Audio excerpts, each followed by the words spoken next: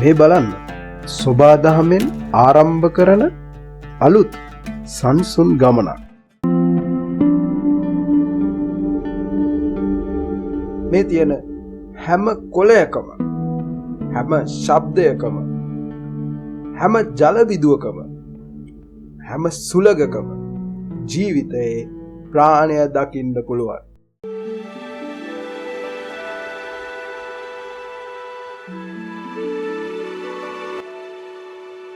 ඔබේ හදවත ලෝකය හා සම්බන්ධ කරමින් අරමුණ, ආදරය සහ අවබෝධය කරන්න.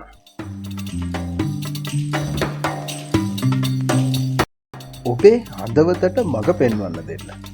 ප්‍රාණ කියන්නේ මෙහෙවරක් නෙවෙයි, ඔබට ඔබවම දැකගන්න ඉඩ දෙන කැඩපතක්.